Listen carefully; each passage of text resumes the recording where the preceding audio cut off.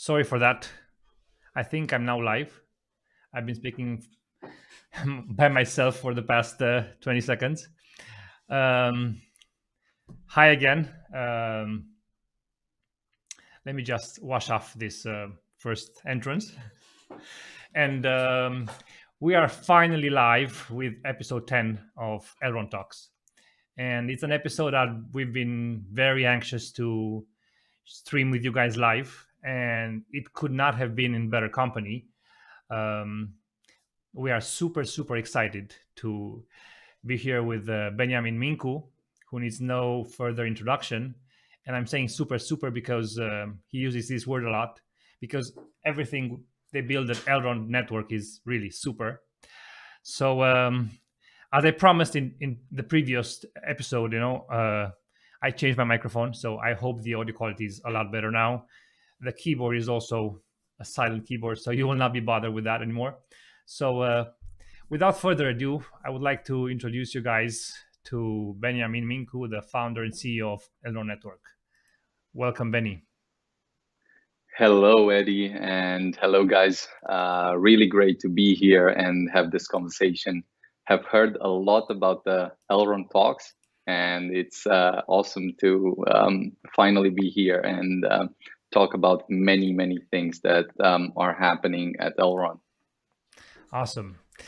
I know it's been a very full day for you, Benny, in the office. I mean, it's only 12 hours since you've been in the office, and it's for those of you that are watching us from outside Romania, it's 9 p.m. and the guys in the office have been in since around 8 this morning. They've had visits from Germany and other places, and it's non-stop. But still, we're very thankful that you took the time to be with us tonight. So, like we normally do with all our guests, before moving on to the important stuff, it's important to establish the fact that you are not an Android. And I'm not talking about the Android iPhone fight here, because I know the brand of your phone, but we need to prove that you are human. So share something with us that you like to do or that defines you in your non-blockchain, non-work time. Interesting. I wonder what would be a good definition that an Android would actually not be able to break. Right, replicate. Yeah. The Turing test is actually an interesting experiment, but sort of does not hold true for what we currently have in AI. In any case, coming back to your question, I think one of the really cool things that I do a lot is reading. I try to find and discover the most fascinating books. This I've done my whole life, and I still enjoy this a lot. So sometimes super late at night to continue using the word super. After I leave, I just go and read something and so forth. So this is one really good thing that keeps me up at night. Good one. It's interesting that you find the power to concentrate in reading, and to disconnect probably from a day full of interactions, because in today's world where we have all these attractions in front of us, right? All these screens that demand our attention, the phone, the laptop, the TV, the whatever, everybody's fighting to get our attention, and to be able to have a set goal, a laser focus in front of you, I think that's a super cool quality, and that you probably developed while reading.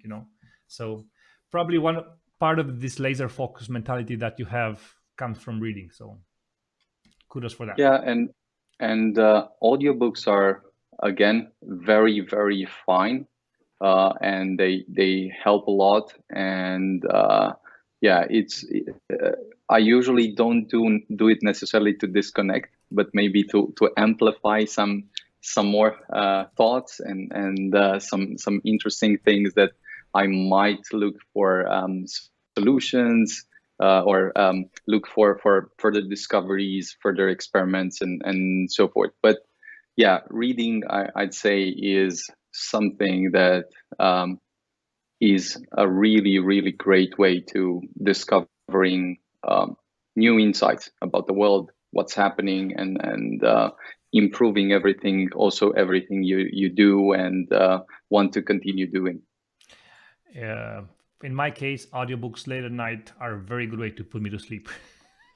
So I get up in the morning and I have a hard time finding where I left off. So reading is better for me. Um, just to quote a famous storyteller, a recent quote, about the work ethic at Elrond. It's the must do outside of work and then Elrond. It's just that. So it's not a job; it's a mission in life. I think Sever, you recognize yourself in that quote.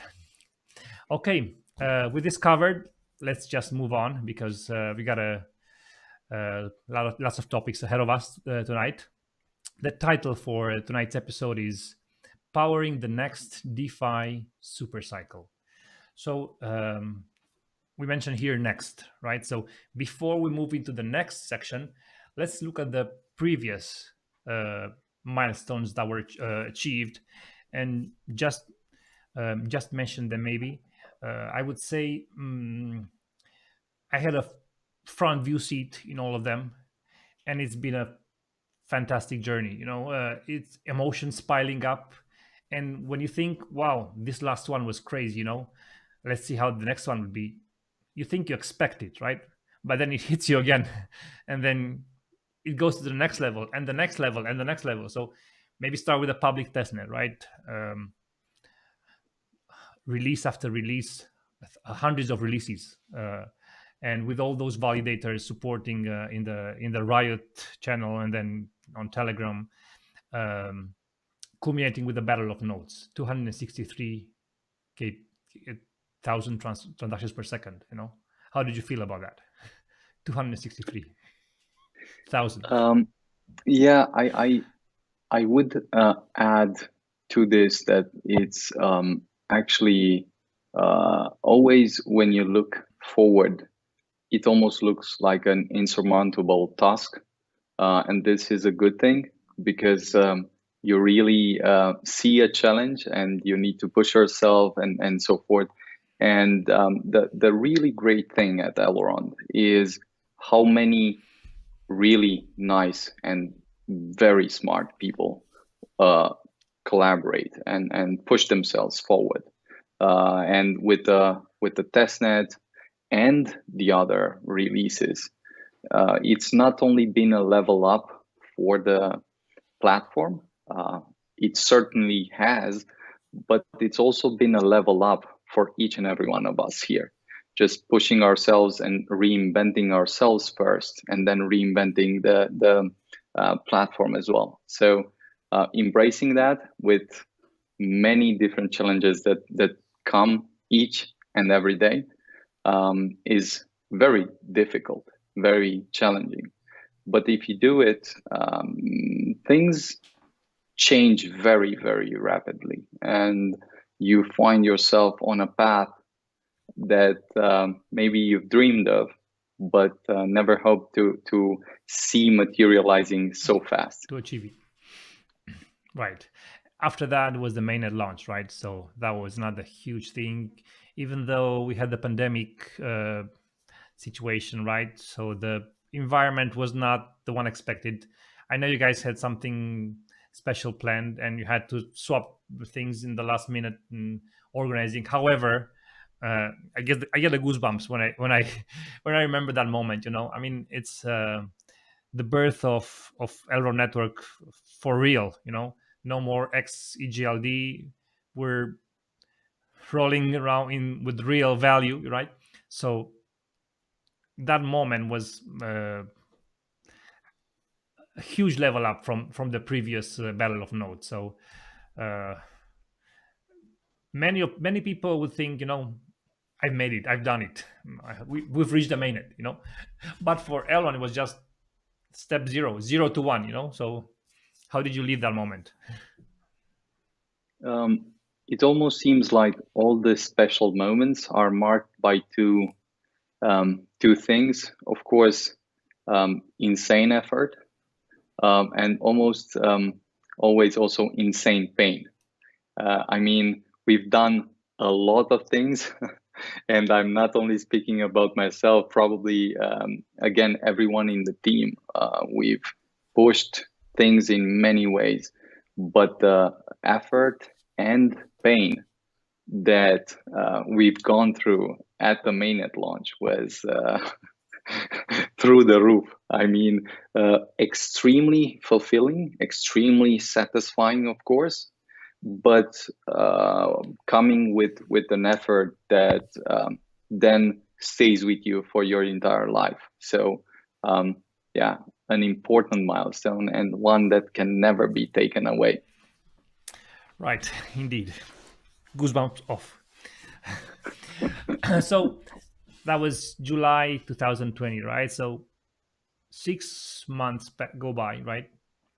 And Elrond is an established blockchain, no downtime, and all of a sudden, this thing comes out of the blue. Maiar, right? What's Maiar? It's just another wallet. Well, it turns out it's not just another wallet. It's a way for anybody with any level of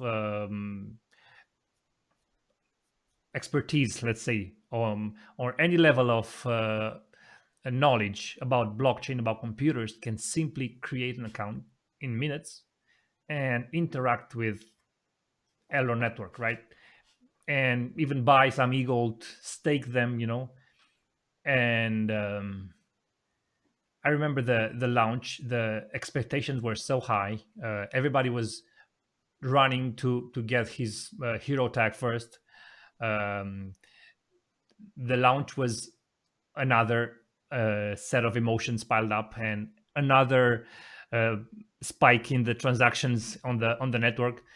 I remember the fees were visibly affected during that epoch. There was a huge spike. But now, when you look back, it was an awesome launch.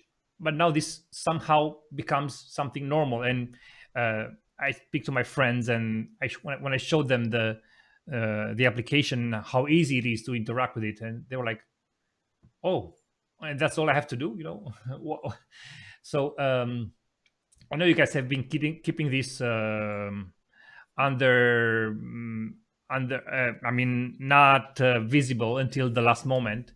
So it was kind of a bomb for many users. So the user experience, by trying to not hide, but not make it something that you need to know the blockchain. The interaction with the blockchain doesn't have to be you don't have to be a rocket scientist to interact with the blockchain. So this abstractization of the technology is the success that Maiar brought. So how do you see that? Again, a lot of effort and care has been put in Maiar with the user in mind. We've gone through many iterations, many changes, and then we've reached a point where things were almost ready, and then we've discovered some new things that we could improve and move forward with. And at the end of the day, Maiar was a huge step forward, and a huge step forward in a direct direction that you rarely see in the blockchain space, based on an insight that if we are ever to achieve widespread adoption, it can never happen without this type of UX that speaks a different language for the user. And things can still be improved, and we're still pushing super hard to find ways to simplify things even more for the user. But the UX of Maiar, I think, speaks a different language, and this is clear. and it's for the user. This is very rare in the blockchain space, where technology is sort of the most important thing. We've gone in a very contrarian way, because we understood an insight that in a few years will probably be super obvious for every other blockchain network. At this point, what marks Maiar in my mind is precisely this type of UX shift in message for the user, and the chance that he has to interact with things, and then the effect that you could immediately see after only 1 week of Maiar being live. I mean, we were pushing and doing a lot of things 6 months, and then in 1 week, we essentially exceeded everything we've done in terms of adoption, just because of a really important and strategic move we've done.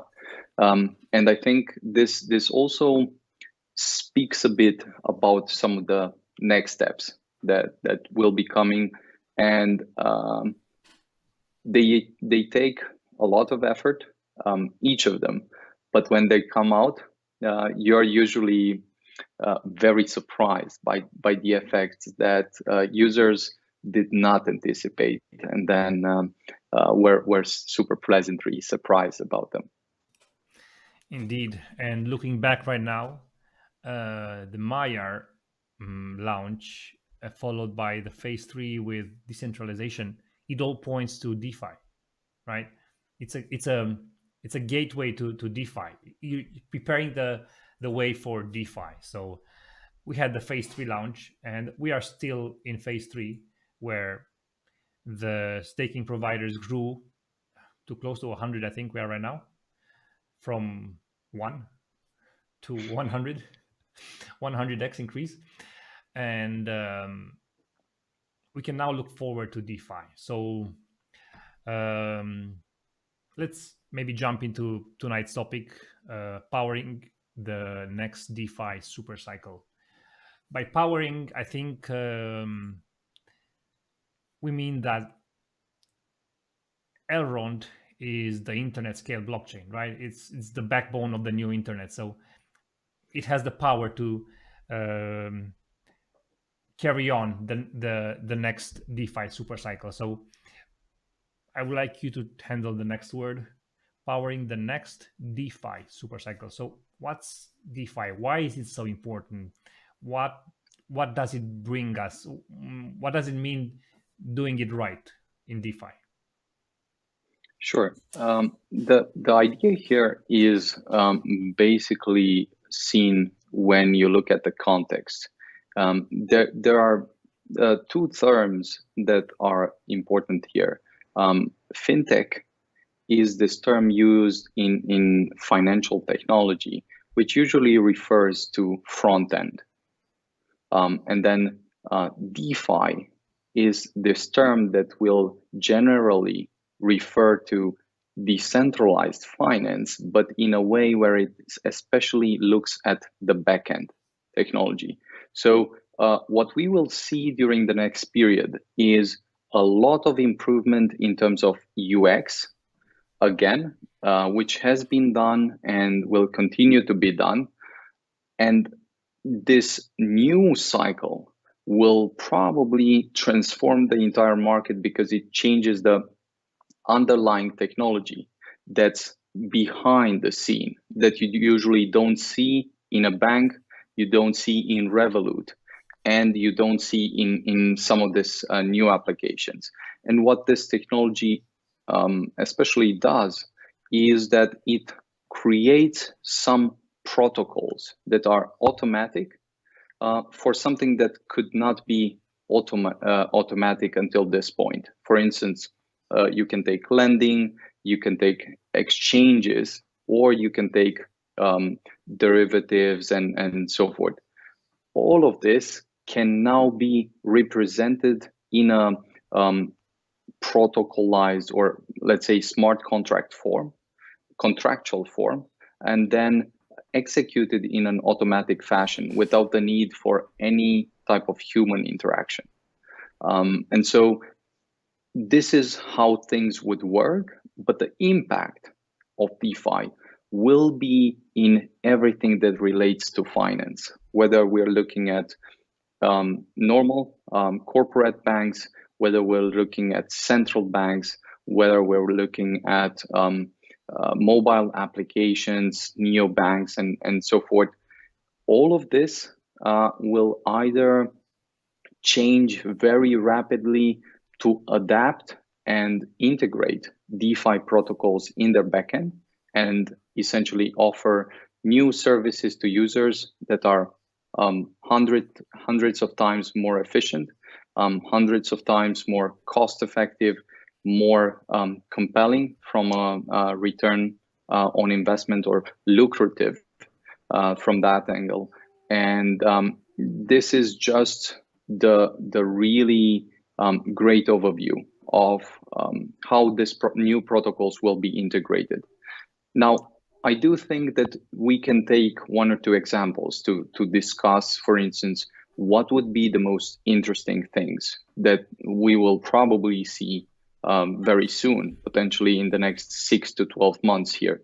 And I'm going to take one important element that I think will be extremely strategic.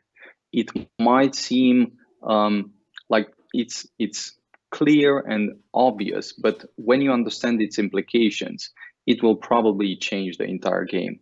And this is the idea of a stablecoin that essentially has the backend of a blockchain, is built on top of a blockchain, but has all the properties of a fiat currency that we currently use.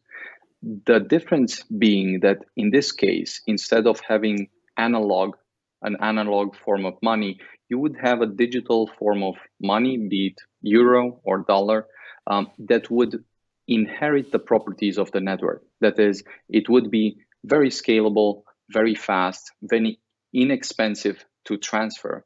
And by being stable, similar to fiat stablecoin, it would enable a very rapid adoption. Now, the question is, what would be possible to be added on top of this stablecoin to make it literally a kind of no-brainer in terms of adoption, to make it extremely compelling? Well, you could think about the stablecoin and then add yield on top of the stablecoin. If you could create essentially a stablecoin that remains pegged, maintains its peg in spite of any fluctuations in the market, but then you find a mechanism to create yield on top of this stablecoin, you would essentially create a kind of gold standard for a new type of stablecoin that would be rapidly adopted by banks, rapidly adopted by retail people from around the world, and it could transform the entire financial space, because it would, in one move, validate the whole blockchain thesis, and then at the same time evade the controversial discussions at first, until you have the large players in the space already. Then there's a kind of alignment of interests, and then the conversation is happening in a very different way once you have them in. So to zoom back in, of course, this is only one use case. Of course, we'll have any type of transfers to any type of transfers, meaning any assets will essentially become liquid and will be transformed to any type of assets, whether it's fiat currencies, whether it's cryptocurrencies, whether it's fractional assets like houses that will have ownership rights that will become liquid, or other assets like that. It's only a question of time how fast we will be able to represent these assets in this new sphere where you can have the automatic exchange. This is one thing. The second thing is, of course, the part with lending, where whereas in this current setup, you basically have banks and lenders and interests done in a very non-robust and non-transparent way. All of a sudden, with DeFi, you essentially have a mechanism that is constantly improving, constantly coming with new ways that are much more optimized, much more efficient, and compete to create a better version of lending that essentially will grant the user something that he never had. Almost universal access to this type of assets, and then possibility to borrow some other types of assets or money with collateral for something that he already has.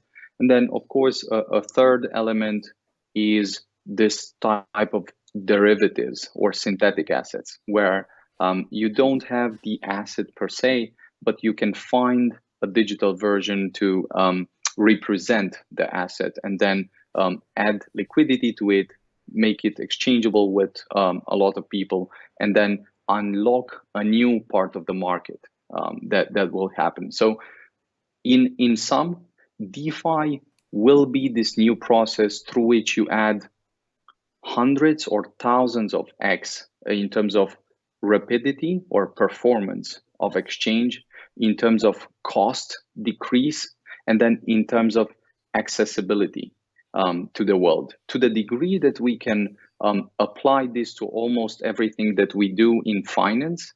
The financial space will look like a transition from the horse buggy to the car.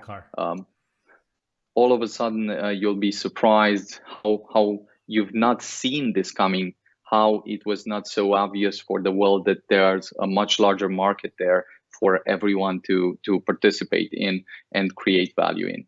Yeah, building on your last analogy, when the cars were built, people would say the cars can run on these muddy roads. It's the infrastructure is not there. You'll never make it. You need to refuel them every X. There's no petrol stations. It's only for the rich kids to play around with.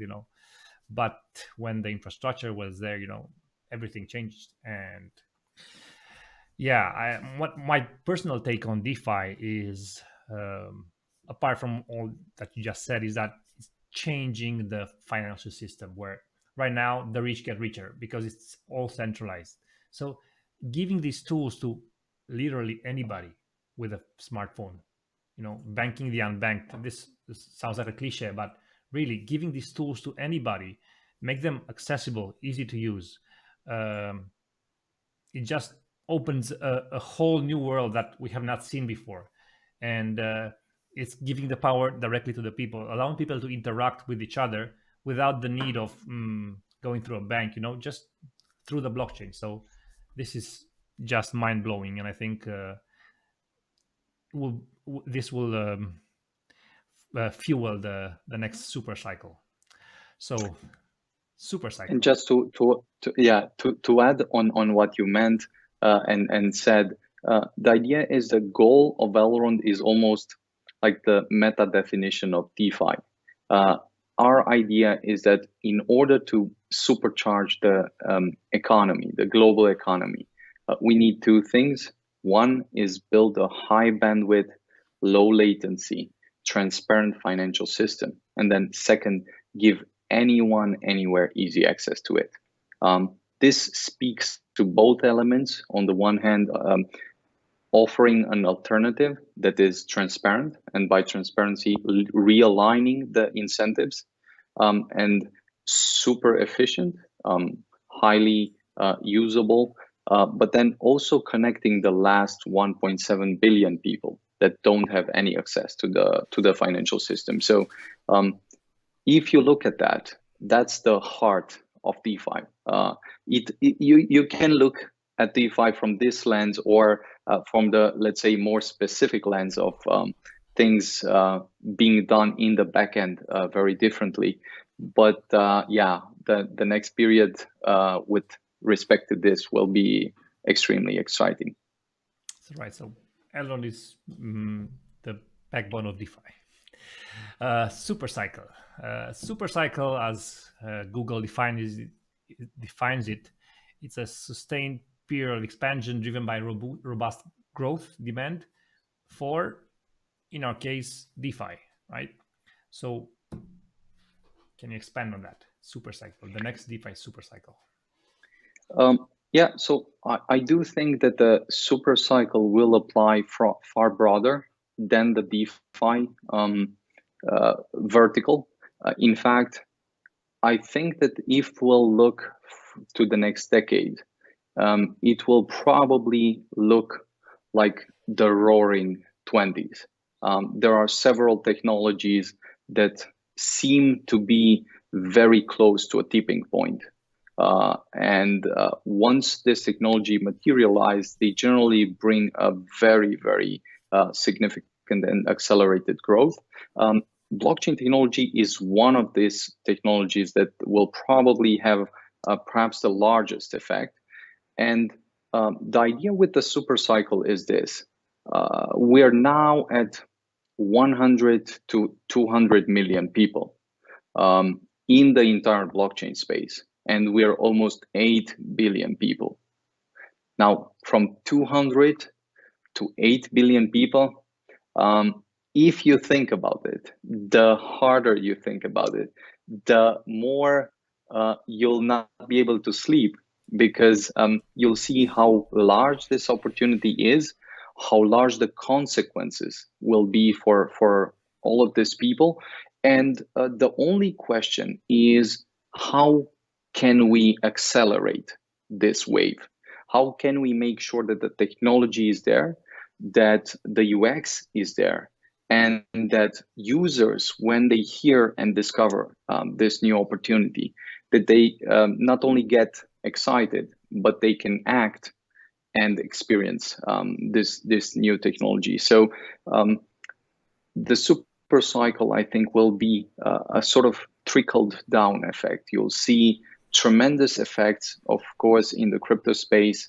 The DeFi part will probably move toward the banking and financial space immediately. Then we'll probably see a very, very significant transition for startups and the way they raise money, the way they build technology, the way they align with their communities and share some of their products. And we'll probably also see a very interesting conversation during the next period in terms of challenges to differentiate between what's real and what will be extremely, extremely elegantly edited in the digital sense, where you will not be able to distinguish essentially with your eyes what's real and what's constructed. So a lot of this technologies, of course, come with challenges as well. I'm not saying that things will not bring challenges, but overall, it will almost be like a shock. The extent to which you experience these elements with a certain speed creates something that you cannot perceive correctly or process correctly. And it's important to be prepared to read, to think deeply about things, and then focus on building the things that accelerate and contribute to this impact that we'll see on our society. Right, and building on what you said about adding value, I think a paradigm shift, you called it in your previous interview with Scott, is needed here. A mentality shift is needed, because I've seen people say, the price went down, I need to go to work. And this friend is probably gonna see himself, recognize himself in this instance, and say it was a joke. But there's something behind that joke, and I've seen this mentality in many people. Price went down, I need to go to work. I think if price goes up, it means we don't need to work. If everybody's income problem is solved, if everybody has enough money to live, does it mean we don't work anymore? I think we need to change that mentality and shift that focus on doing something that motivates us, something that adds value. So when that thing happens, the acceleration will be a lot faster, right? If everybody would look inwards instead of looking to the next person and say, okay, what can you do for me now? Instead of myself, looking inward and say, what can I do to grow this ecosystem, right? To bring the next financial system here faster. What motivates me more? Do I just lay on my back and wait for others to do the work, or do I participate? Do I engage? So once that happens, I think the change will be like a bursting flame. Once people start to see the value of adding his 2 cents, this is what I can do. I can do research. I can share my time. I can share my energy. All this is so valuable. I can share the news about this. I can share this with friends. So I can explain this new financial system with the people around me that probably have not been exposed to it yet.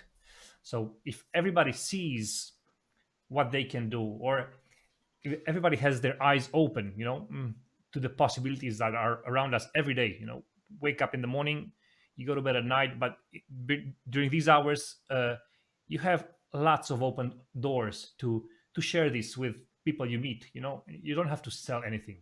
You just have to share this new financial system that is coming, whether you want it or not. So it's being a part of this and my adding my share on this, my grain of sand. I think that's what's going to fuel the rapid growth that you mentioned. Could not agree more. And I love the Elrond community a lot, because this is the spirit that we're seeing. This is the spirit that we're seeing in the Telegram channels. This is the spirit that we're seeing on Twitter. This is the spirit of this podcast that you guys are doing, and that's super cool and contributes a lot of value to the community. And this is the spirit that we're seeing with Vas's work and a lot of other people that are doing are putting great effort with something that they're really good at, and they want to share with the other people in the community. And the key thing to think about here is this: what would you do if money were no issue?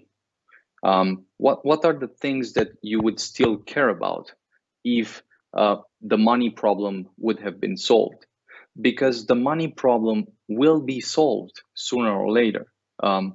And when this is solved, it doesn't mean that you don't do anything.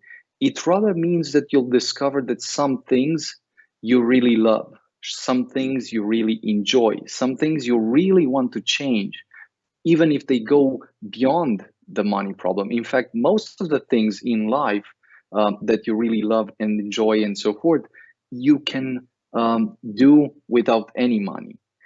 It just so happens that to not care about money, you have to first make some money so that you can afford to not care about it. It's a bit of a paradox, and you'll basically find this out you can find this out in many ways. But what most of the people discover is that they have something special to contribute, to say, to share, and the idea is that if we cultivate this spirit and we think about something like a sum, even in our minds, this is what I really want: to be fine with my family, to build this thing and that, to really make sure that these things are fine. In order to work properly, you also want to pair this with something that you'll contribute and say, once I reach this, or in the process of reaching this, I really want to contribute something back. I really want to make sure that I pay this forward. I share these things with some of my friends, some of the other community people, and what has been shared with me, I share with some other people. If we create this rule of, let's say, reaching a certain milestone, like your first million, I for instance have a lot of people that are writing some messages and thanking us a lot, and they're really nice and really excited, and they tell a bit of a story, and I always encourage them to share this with some of their friends, with the community. But it's a story where they've reached their first million, for instance, and they're tremendously excited. This is almost unbelievable, and so forth. And the main thing that you really want to do once you reach that is not stop. In fact, from that point, you essentially took back your time. We're starting with what we said with Mayar. Now you can do with your time a lot of things that you could not do before. And when you have your time, you want to invest it wisely. You want to contribute some of it back. You want to either start some projects, either solve some problems in your community or in your region. But you also want to think about deeper problems that are relevant, that you want to contribute with. Sooner or later, as I said, we're going to see something like we've never seen before in terms of financials. And I can only hypothetically touch a bit on a few elements, like when we are at 10, when some project is at $10 million as a valuation and then goes to 100 millions, it's like people forget everything from the past and forget that there's a future, and that things are not stopping today. The intensity of the emotion is so high that you don't think about the future anymore, you don't think about the past, but then things move forward, and from 100 million you're going to 1 billion. And again, you're in that moment, it's really great, you're excited, but then you forget the past, you forget that there's a future. And so you go to 10 billions, and then 100 billions, and then 1 trillion. There's a certain point at which society, as an effect of this type of changes, will change significantly. And it's an interesting experiment to think about what will happen and how things will turn out. The idea is you want to be in this type of experiment, you want to play your role, you want to find your place with some valuable thing that when you look back, you'll say, you remember this time, this is what I did for Elrond and for the people in the community and so forth. And with this, you'll get a lot of meaning. You'll see the impact of what you're doing, and this is what will change in society beyond the financial element. That when a lot of smart people and a lot of nice people finally can solve the money problem, they can focus on solving some other deeper problems around them and contributing in many fascinating and exciting ways. That is truly fascinating. And my takeaway from what you just said is that we need to keep our eyes open and not be blinded by the heat of the moment. Because the project that you mentioned, one project, is very dear to us. And we've been through all those steps, right? And of course, everybody was like, wow. And then now this is the new normal. And then you forget what brought you here, the level of effort that was involved, and then the next step and next step and next step. So it's just a joint effort. And if it would be just the Elrond team to do this would be truly impossible. So one of the really cool points about Elrond is that the community is really supported, like you said. I've seen this from the very beginning. People that started with, I would say, maybe not 0.1 knowledge, and now they are validators, and now they secure their nodes very well, and they've grown so much. And this is one of the things that kept me close to Elrond so much, because I've seen people grow with the project. Like you said, people reinvent themselves, people um, see the value and want to add value. I want to be a part of this because I see this as being the future, and I can't stand back and just look at it. It's like a train that's passing by, right? I want to jump on the train, regardless of the consequences. I want to be a part of this. So with this Elrond train, I've seen a lot of lives that were changed, and um, a lot of futures that were solved, let's say, uh, success stories. And with these success stories, I've also seen people that fail to find motivation. um, I'm not sure what they're doing wrong. Maybe they're not looking at the right uh, uh, in the right places. But sometimes it's easy to just say, "I've got it all sorted out. I'm gonna lean back." So maybe some pointers for people like this that have it all sorted, mm, to look for motivation. Yeah, I would say that there seems to be a problem at a kind of intellectual level that we experience. It's almost like the interpreter to which we look at reality is giving us a wrong or incomplete or incoherent kind of command.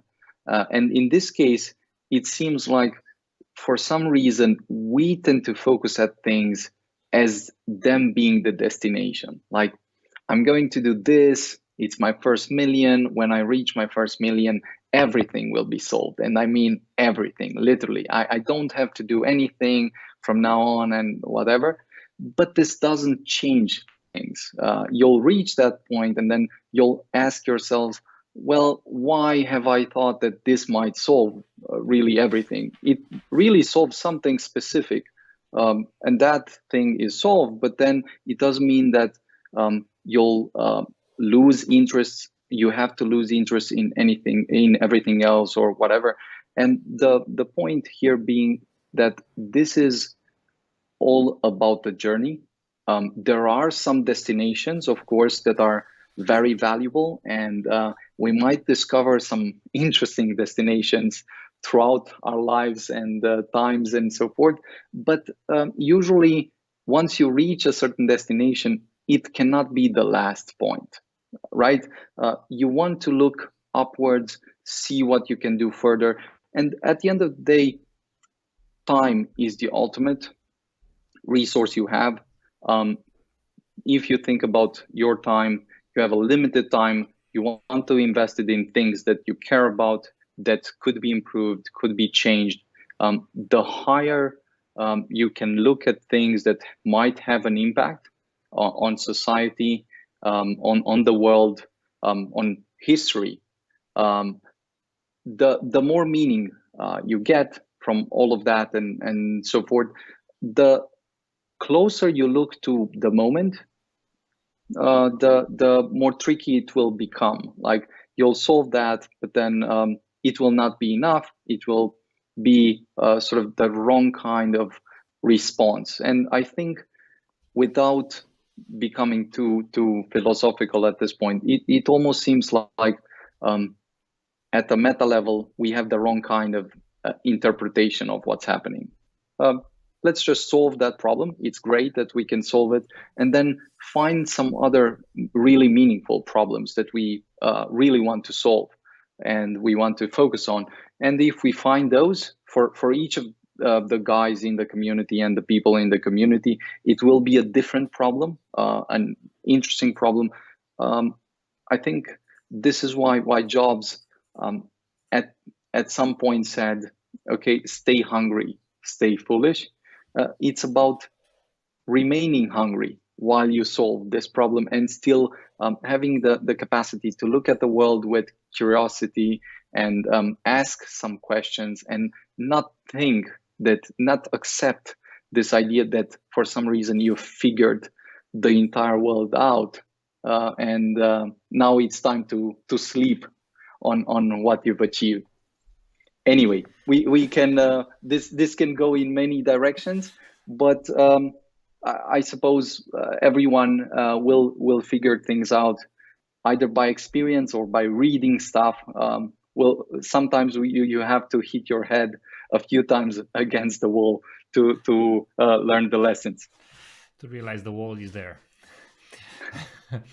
Okay, I think these words coming from you, maybe they can help our community and everybody that's watching, realize that they can actually do something and add value. And it's really mesmerizing, to hear you talk about the future the way you do. Uh, in many talks we've had before, I remember before we started being a staking provider, we had these kind of talks, and I would get out of your office, and my mind was blown. I would have to think, to step, sit down, and just rewind the conversation and go through the stuff we discussed. And being a visionary, the way you see things is just mind blowing. And the way the team was built at Elrond, and how from one visionary, there were other really smart people that became visionaries as well, and this became contagious, and it spread. And this community is built on a vision, and if we all share the same vision, it's a lot easier to move forward. So I'd like to personally thank you for that. I would maybe want to ask you, before we go to a short Q&A session, how do you see Elrond in the next 1, 3, 5, 10 years? That's a really good question, and always a very, very interesting one. I will say this about the team, and then the community, and some of the really, really cool people that we have in the community in all parts of the activities. The really great stuff is when you can find other really smart people, really nice people that can put an insane amount of effort in the things that they try to do, and so forth. And this is what's happening at Elrond. It's great to have yourself ideas and discover things, but it's even greater to be able to share them, to be able to share different other ideas, or hear different other ideas that are discovered and shared, and so forth. And this is the really cool part with Elrond, that you wake up and then can come and have this type of conversations day and night. This is awesome. I mean, I could do this all day long and all night long, and would never get busy or tired or whatever, bored.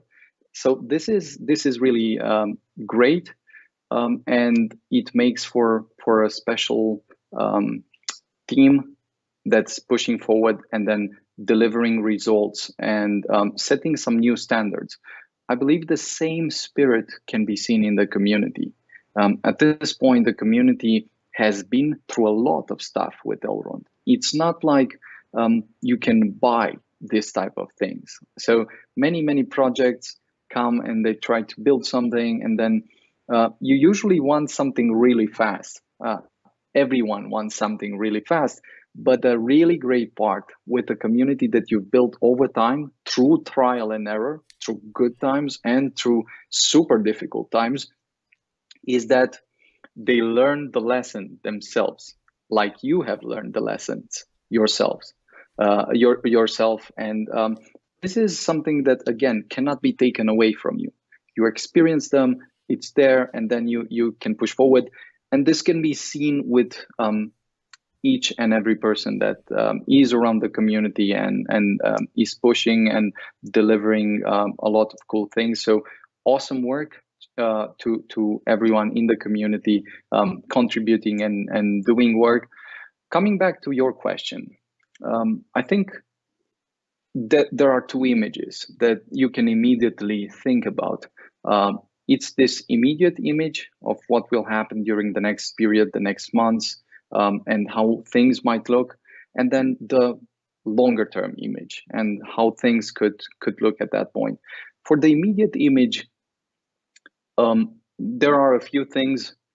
Once we launch the Maiar DEX, this will be a huge growth engine, just as Maiar was a significant growth engine when we launched Maiar. It might be that in 1 month, again, we potentially add usage more than the entire usage that we've added up until this point. This is why it's extremely important that we push super hard to launch the Maiar DEX, that we make sure that it's as bulletproof as it can get, to being impossible to be penetrated and so forth.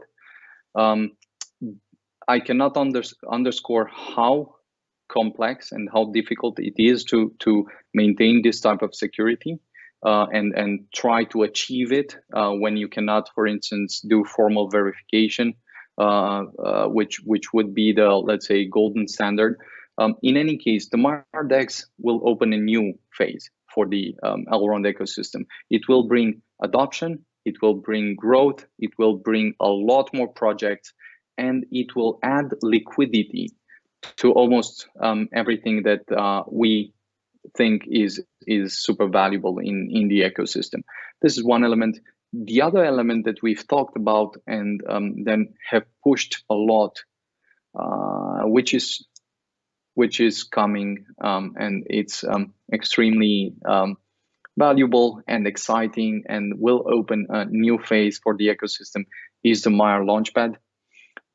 We'll have some conversations about the Maiar Launchpad when the time comes, and a lot of things are being prepared, and that's coming, and it will further accelerate what we're doing with the Maiar DEX, because the Maiar Launchpad gives this place for the world-class startups around the world to come in a community which appreciates effort and appreciates pushing things forward, and then raise some money and share some value with the community and enable them to be part of this process. So I think we'll see a lot of interesting technologies that take blockchain and bring it outside the immediate space that we are so used to. Third, of course, there will be NFTs. Some NFT platforms will come live and will do essentially for artists what we've seen tech startups do to developers. So with NFTs, artists will be able to create communities at a scale that we've never seen before, align interests, share with them new ideas, and also share with them economic upside. So I'm super excited about NFTs as well. And of course, there are many other things that we've planned, some other products that we've not discussed about and have not touched on that shall remain unnamed for now until they're ready and we want to push them forward. But generally, even beyond the products, there are many vectors for adoption. Whether it's exchanges, whether it's integrations for payment processors and so forth, whether it's other elements like that are on the custody level, on the brokers level, on the staking level, all of this will keep moving forward extremely fast during the next period. And then one element that ties to the longer term view is this idea that at the end of the day, everything that we have as value is essentially relying upon the number of users that exist in the market. This is why everything we have is a function of number of users that own Elrond, that are part of the ecosystem, for instance, and so forth. So, of course, the ecosystem will expand significantly with the number of users. So, what will happen when the number of users, for instance, that we have in Maiar grows from 500K to 1 million? Well, it will be an interesting experiment, especially given the supply that we currently have on exchanges, the supply that is locked in staking and the supply that will be locked in the DeFi modules that are coming live. It will be a fascinating experiment. Supply shocks and demand shocks will be terms that will trigger a kind of interesting excitement. Although they're called shocks, it's a positive it will. shock. Yeah, exactly. This is one thing, and then the idea here is, of course, we're looking to an element where, of course, a kind of near or medium-term milestone will be achieving 10 million users in Maiar, because this changes everything. It means that we're reaching a point where implications of what Elrond is have gone from being a startup to it being something close to a country's economy, to then something close to a continent's economy, or something that at this point would sound almost strange saying it out loud. So at that point, the idea is that you'll move to a state where, if we're thinking about switching a bit from the immediate view, from the near term to the medium term, and then thinking a bit about the longer term. Once we have solved performance and we have solved UX, the most important elements we'll see or influence or impact we'll see is not only through the financial system that will change completely in terms of speed, so that you can essentially imagine yourself transferring any type of money anywhere in the world in an instant at a trivial cost, just like right now you're doing calls on Skype anywhere in the world at a trivial cost, which basically is close to zero. Just like that, you'll transfer not only crypto money, but fiat money as well. And then you'll have loans, and then you'll have new ways of earning money by doing something you really love, which will look very much like play. So this will be a kind of world we will live in. And so coming or tying things back to what we discussed before about what happens when you make enough money to not care about some things, well, you'll start working on the things that look like play to you, on the things that you'll do anyway. It will almost seem like you're sitting at the computer and playing all day long, just as in this case, you'll do whatever it means that you love. And so at that point, the interesting thing is, for instance, to think what happens when you have several crypto networks that exceed the $1 trillion valuation. What are the implications of something like that? Well, for instance, to put this into perspective, at that point, you'll reach a market value that is 4 times the GDP of Romania, of a country. What does that even mean? Like, what are the implications of hundreds of thousands, millions and millions of people that start earning their money from a virtual world by doing this interesting virtual exchanges, creating virtual value, exchanging it seamlessly with the physical world, with the physical goods and so forth. having an economy that works almost instantly, not only for the retail people, but also for startups, for businesses, for governments. How will life change at that point? What will be the challenges of countries to maintain citizens in a certain geographic region? How will they approach this? Well, this is an interesting problem to think about. Indeed. Indeed. Yeah. And there are many things like this. But if you think about even only you and your family, I do think that in 5 years, a lot of the smart people that are now in the crypto space will probably transition to a different type of work that resembles very much play, a creative play, a difficult play, because people mistake play with something that's without effort. But there's play where you play for tens of hours, something super strategic and difficult and complex. But in any case, the good thing is that this will be an incomparably better world, not only for the developed countries, but also for many countries where people have never had a chance to connect to the economy, to share a different life with their children and so forth, to store value. This is the really great part of it, that it will change for us, for people that are in good countries of the world, and it will also offer a great opportunity to countries that don't have a chance at this point.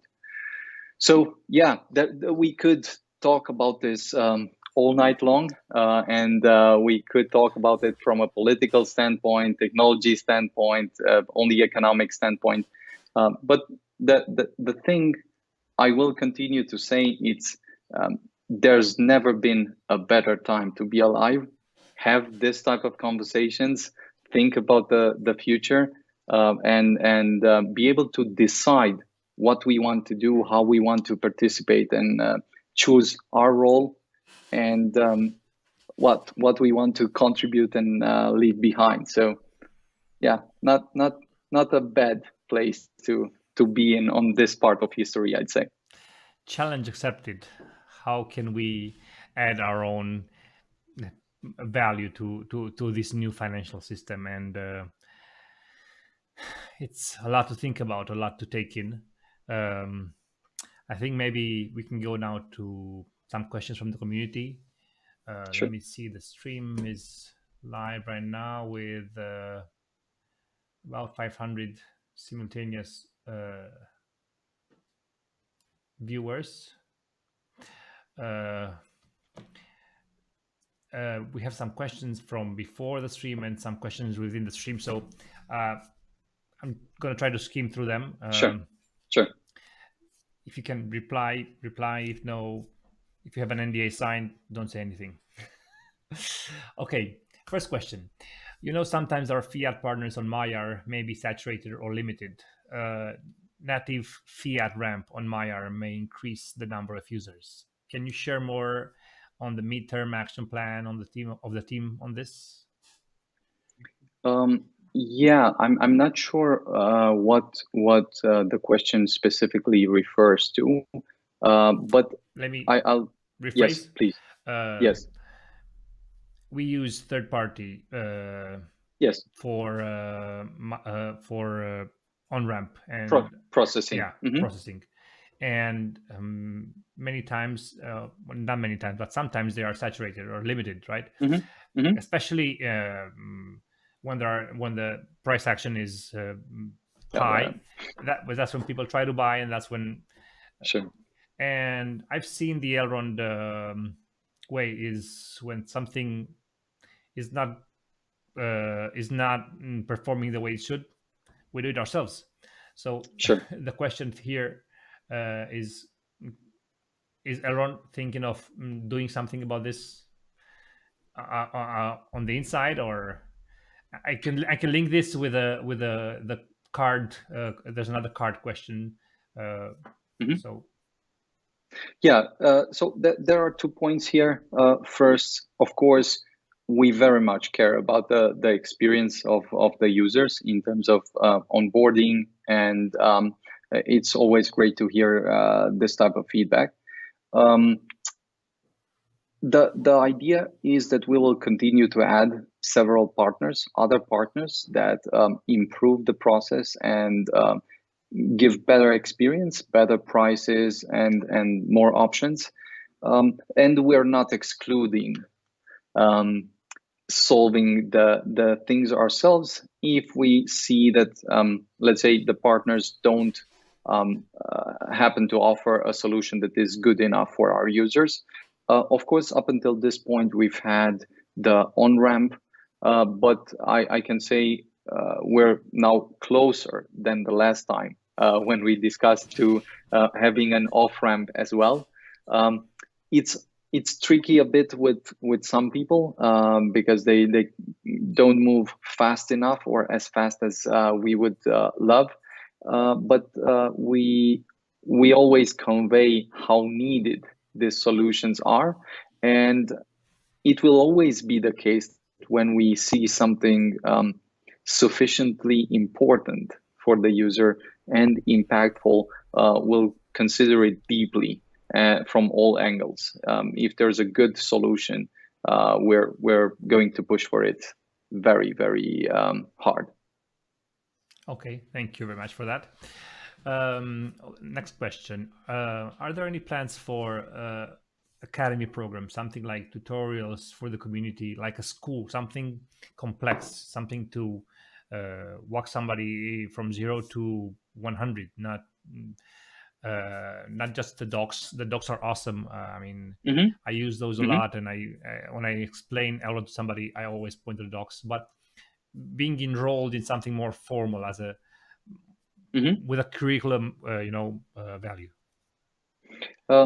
Yes, so we're probably going to do this in a sequence, gradually adding more things, but we've for some time concluded that there's a great need for an academy, and we'll probably have a kind of more simplified version, the MVP of an academy when we first launch it, and then add more based on feedback, based on different things that we want to change.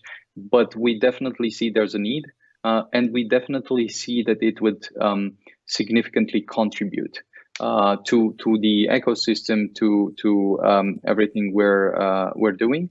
We're also always curious to hear new ways of doing things here, and we might even experiment with a few things, a few ways of creating, let's say, a curriculums for Elrond, or for, let's say, different tracks, because there would be a kind of technical track, there would be a business track, there would be a creative track, and maybe a community contributor track, and each of this would have some basic fundamentals that are very similar, and then some specifics that people and users will learn.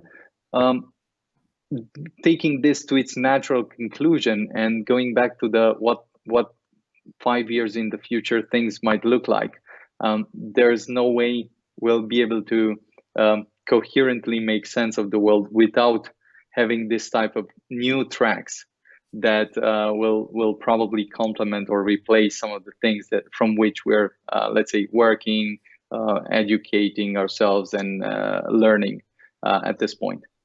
I just to add on that, I personally see next very reasonable step is collaborations with universities, having blockchain curriculum courses, where people that are in tech can also add blockchain, maybe start local and then go global. It will be really cool. 100%. Yeah. Okay. Next question. A few projects that will be launched on Maya Launchpad, and if you can name them, then of course you can't name them. I mean, who asked these questions? At least the size of the project or the industry. What I think I can say is that we're in the process of selecting, constantly looking for new startups that could be part of the launchpad, and we're looking for very ambitious teams that are willing to push hardcore on what they believe to make things a reality. And we have countless applications. But we also want to say that, and we'll be quite upfront on this, we're very selective because this will send a message. Each and every step will send a message, and there will be many launchpads, and people will be able to launch things on many places, even on Elrond. There will be several. But when a startup comes, we want to go through the process, help them level up, help them on board with our community. And yeah, it will be a super interesting case study to look at the different startups that come and help them be part of this. What I'm also going to say is that there are many ways in which blockchain technology has not been applied yet. And countless applications that we've not looked at, that we've not thought about. And we're here to discover this, and we have a lot of time for the next period. This is what we'll focus on in addition to building things. So quite excited about this part and about seeing the startups put the energy in to come and build really cool things on Elrond. That's awesome. Thanks for that. Next question. Let's see. Due to the storm of regulations that are coming to the space, how do you see these affecting the company and the development of Elrond Network?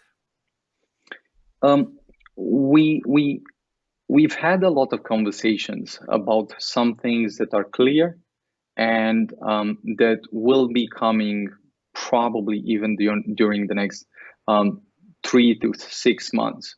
One of these regulations will have to do probably with some KYCs and regulations that have to do to applying normal regulations even to non-custodial wallets.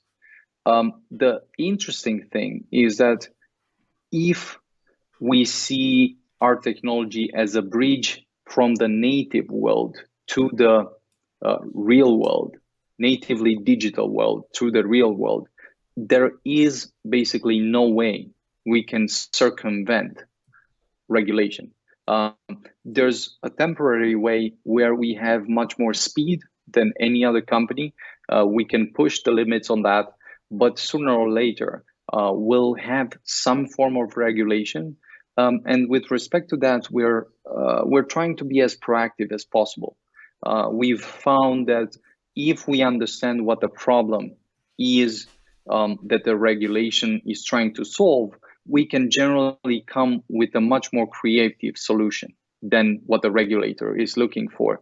A solution that preserves some of the benefits and the value that we want and the users want, and a solution that also preserves some of the necessary ingredients that we need to have in order to exist as a society. So long story short, we have a lot of conversations with regulators, with banks, with governments, and we're very receptive.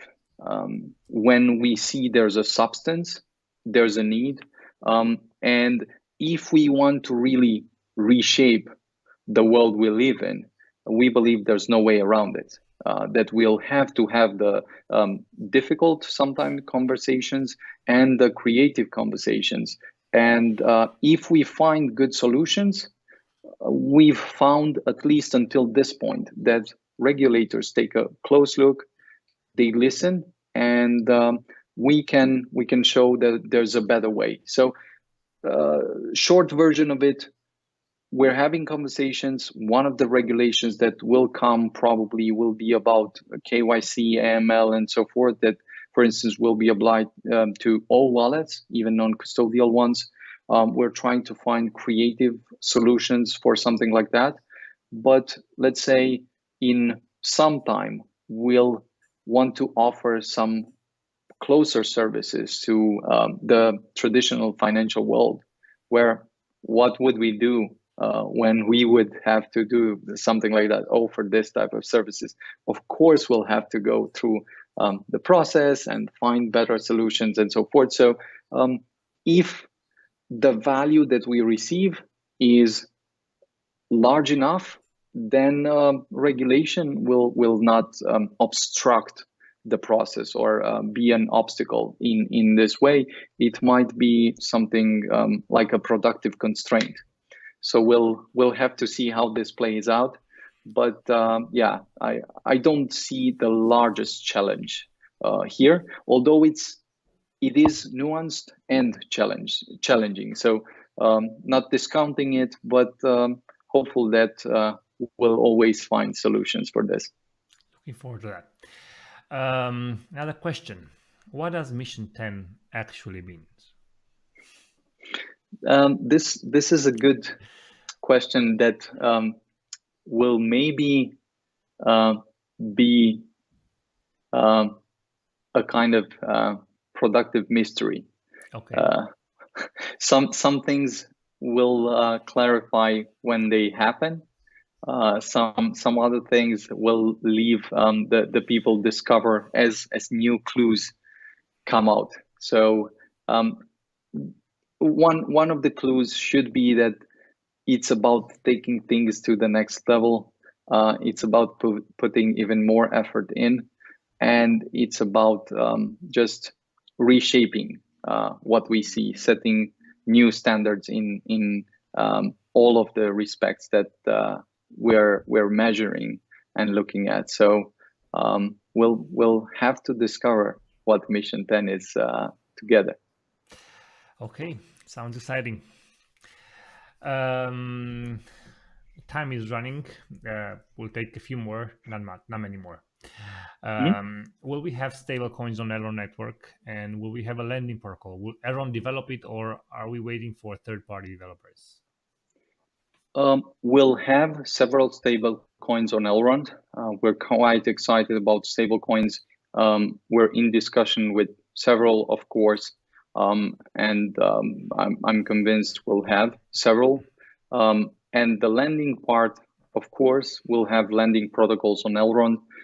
Just to be clear, we're always in discussion and looking for the top projects, if they're willing and curious enough to look, move, and explore an integration with Elrond. So even the largest ones, we're not seeing them as competition. We're seeing them as great validation, a great challenge for this technology.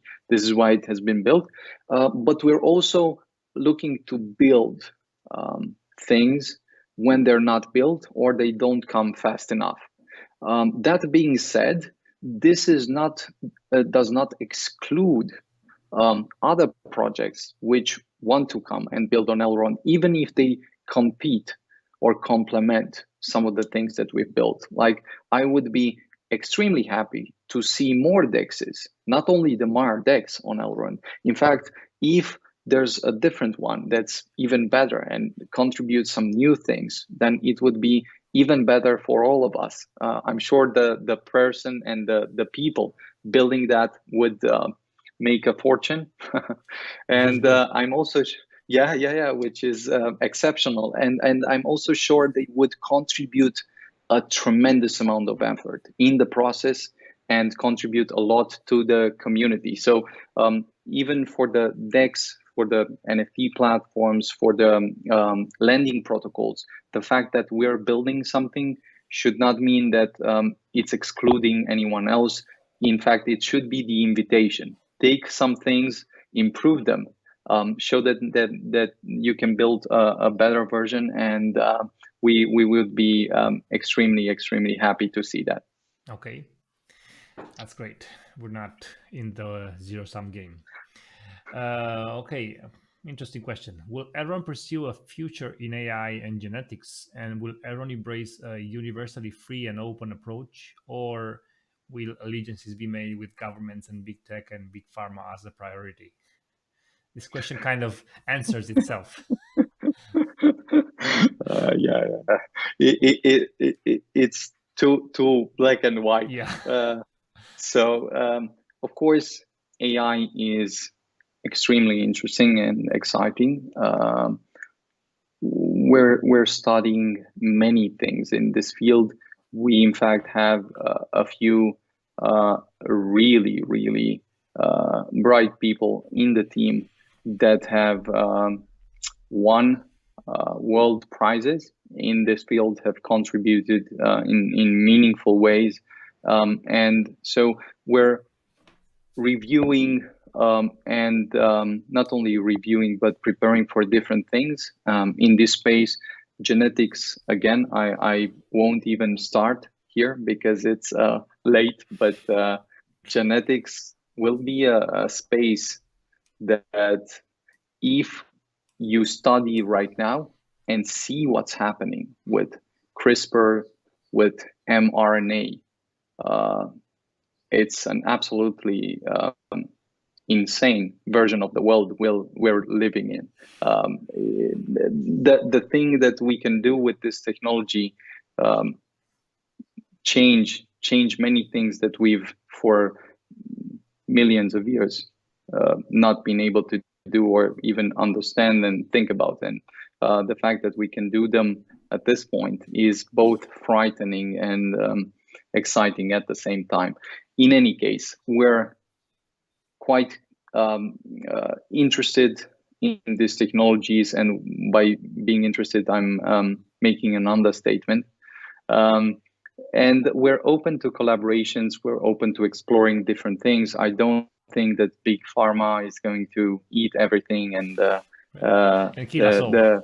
Exactly. If we all die, they have no customers. So yeah, exactly. Okay, couple more. Do you have any contact with governmental institutions in order to start work on blockchain? Are they interested? Yes, we have several discussions. They are interested. They're looking very closely. The more serious things become, the larger they become, the closer they look, the closer they pay attention to. So I believe that the next period will bring some more fruitful conversations, and also some case studies that will be able to replicate in many other places after we pioneer them in one place. Okay, one more question because we're over 90 minutes right now. The Battle of Yields will end tomorrow. Here it comes. You probably don't expect this. So, when is it planned to release the Maiar exchange? Less than 1 or 2 weeks? Few weeks? Few months? This is like you have 3 options to choose from. Yeah, the idea is this: the Maiar DEX will essentially be released as soon as we see that there's no bugs that we've discovered, that the platform is robust, and it's basically ready. It will almost speak for itself. So the people that are testing the Maiar DEX have discovered many really exciting things that work as expected, and they've also discovered some minor bugs, some things that we've improved. We've had on daily basis a lot of improvements that can be seen already, and the first part of the battle of nodes has been quite productive. So as soon as we're ready to push the things to the next level and put Maiar DEX in prime time, we'll take some fireworks and announce it publicly everywhere. So it's close. Exactly. It's close, and we'll make sure to announce everyone once it's ready. Yeah, I mean, if you're looking to add liquidity on Maiar, the team has stated many times that you will have enough time to, if you want, unstake and move to liquidity or whatever. So if you are in any Elrond channel, trust me, you will know Maiar Dex is launching, and For sure. the work that is being put in is just unbelievable. And one thing to add though, if you're looking to add liquidity to Elrond, it will become tough once we launch it to still get some liquidity. So be sure to have at least some liquidity for yourself before we launch, to not run out and not be able to get enough so that you want to provide it. Good advice. Okay, we have a few more questions, but I know you've had a long day. I don't want to abuse the time you have given us. Thank you very, very much for being with us, Benny. Maybe just a few closing words from you. Yeah, so it was awesome to have the conversation. Thanks a lot for having me. Keep up the great work here. I've seen a lot of conversations, and I've also seen that a lot of other people are starting this type of initiatives in many respects. Kudos to that, and keep up the great work.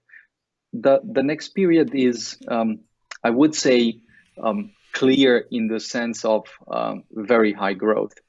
This is what we're pushing for, and we're excited is probably overused, so I need to find a different word with a larger or more intense meaning. Tremendous. Tremendous, exactly. Everyone is in the trenches pushing to launch the Maiar Dex, and then pushing to launch some other products that are in the pipeline.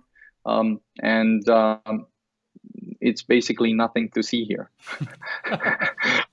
We're going to push super hard until they're out, and then we're going to test them and do a lot of other things together.